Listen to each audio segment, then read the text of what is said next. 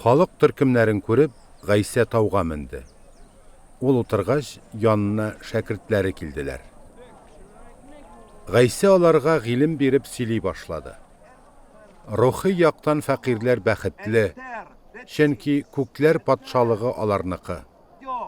Хәсрәт кичерүчеләр бәхетле, чөнки аларны юатырлар. Юашлар бәхетле, чөнки алар җирне мирас итеп алырлар. Тәкъвалыкка ашыккан һәм сусаган кешеләр бәхетле, чөнки аларның ул теләге үтәлер. Шәфкатьлеләр бәхетле, чөнки аларга шәфкать күрсәтелер. Саф күңеллеләр бәхетле, чөнки алар Аллаһыны күрерләр. Татулык урнаштыручылар бәхетле, чөнки аларны Аллаһы балалары дип атарлар. Тәкъва булганнары өчен эзәрлекләнгәннәр бәхетле, чөнки күкләр патшалыгы аларныкы. Кешеләр сезне минем аркада хурлаганда, эзәрлекләгәндә һәм сезгә каршы төрле явызлык эшләгәндә сез бәхетле. Шатланыгыз һәм куаныгыз, чөнки күкләрдә сезгә әҗре зур булачак. Сезгә кадәр яшәгән пигамбәрләрне дә шулай эзәрлекләгәннәр.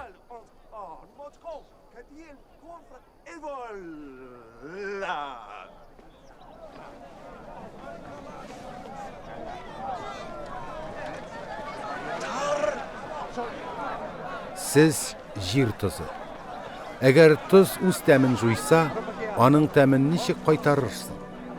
Ул чыгарып ташланып кешеләрнең таптавыннан башка һич нәрсәгә ярамас. Сез дөнья яктысы. Тау башындагы шәһәр күренми кала алмас.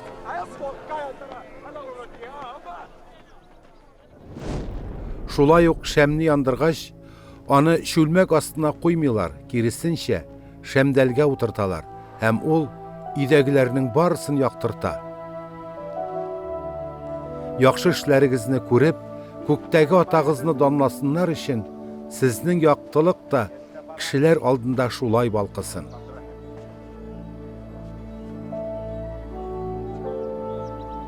Минем хакта Муса канунын яки пигамбәрләр язганнарны юкка чыгарырга килгән дип уйламагыз. Мин юкка чыгарырга дип түгел, башкарырга дип килдем. Сезгә хак сүз әйтәм. Җир һәм күк юкка чыкканчы, канунның бер генә сызыгы да юкка чыкмаячак. Барысы да тормышка ашырылачак. Шулай итеп, кем бу иң кечкенә әмерләрнең дә берәрсен бозып, кешеләрне шуңа өйрәтсә, ул кеше күкләр патшалыгында иң түбән кеше дип аталыр. Кем аларны үтәп, башкаларны да үтәргә өйрәтсә, ул кешене күкләр патшалыгында биек дип атарлар.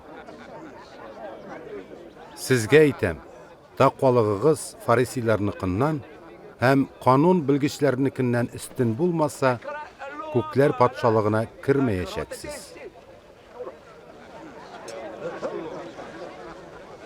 Ата-бабаларыгызга үтермә. Кеше үтерүче хөкем ителүгә лаек диелгәнне сез ишеттегез. Мин сезгә әйтәм, туганны ачу тотучы хөкем ителүгә лаек. Туганны яраксыз дип әйтүче исә югары киңәшмә алдында җавапка тартылуга, инде ахмак дип әйтүче җәһәннәм утына лаек.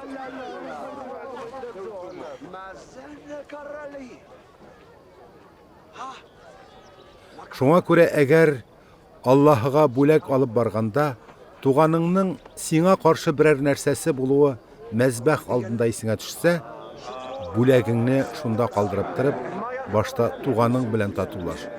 Аннан соң гына кире килеп бүләгеңне бир. Берәү синең белән дагъвалашып, сине хөкемчегә алып барса, әле юлда чакта дагъвалы эшне җайга сал. Югыйсә, гаепләүчең сине хөкемчегә китерер. Хөкемче зиндан хезмәтчесенә тапшырыр һәм сине зинданга ябарлар. Сиңа хак сүз әйтәм. Бурычыңның актык тиененә кадәр биреп бетермичә, аннан чыга алмассың.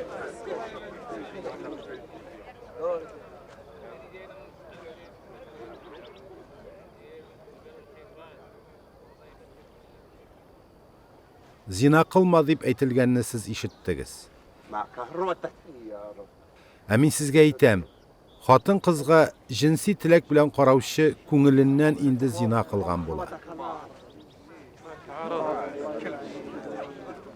Әгәр сине уң күзең вәсвәсәгә салса, аны умырып алып читкә ташла. Бөтен тәнең җәһәннәмгә ташлануга караганда, бер агзаңны югалтуың синең өчен яхшырак булыр. Әгәр сине уң кулың гынахка төшерсә, аны чабып читкә ташла.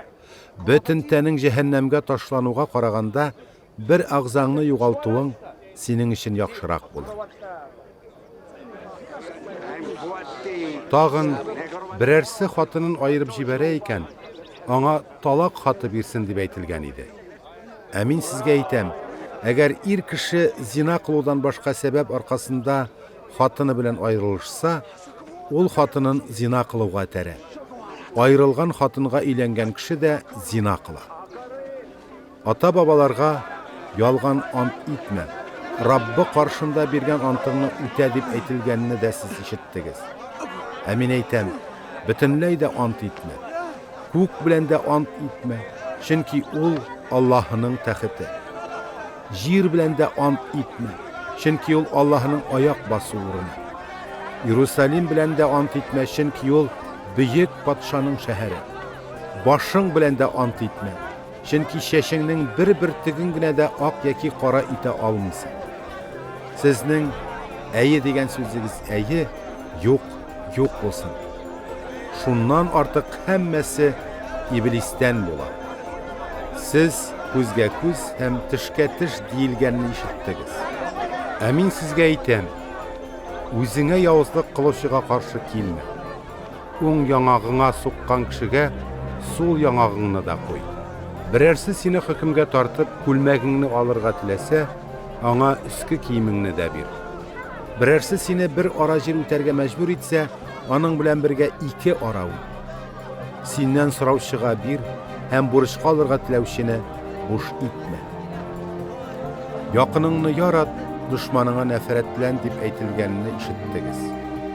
Ә мин сезгә әйтәм, дошманнарыгызны яратыгыз һәм сезне эзәрлекләүчеләр өчен дуга кылыгыз. Шулай эшләп, күктәге атагызның балалары булуыгызны күрсәтерсез. Чөнки Аллаһы кояшны явызлар эчендә, рәхимлеләр эчендә чыгара, һәм яңгырны тақваларга да, тақва булмаганнарга да яудыра. Әгәр сез үзегезне яратучыларны гына яратсагыз, ул чакта Аллаһы сезгә ни өчен әҗер бирер? Салым җыючылар да шулай итәләр түгелме соң? Сез дусларыгыз белән генә сәламләшсәгез, моның искитәрлек нәрсәсе бар? Мәҗүсиләр дә шулай эшләмиме соң? Шулай булгач, күктәге атагыз камил булган кебек, сез дә шулай камил булыгыз.